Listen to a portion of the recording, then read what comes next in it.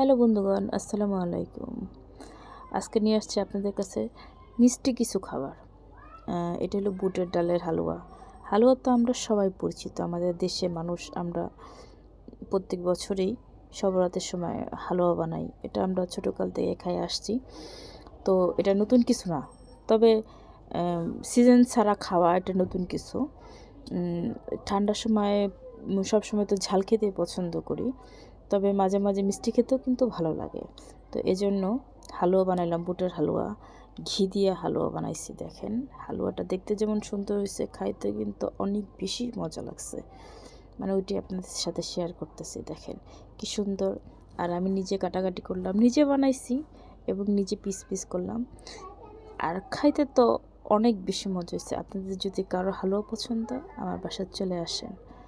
আপনাদের সবাইকে ধন্যবাদ। আর আপনারা আমাকে এত সুন্দর সুন্দর কমেন্টস করেন, আপনাদের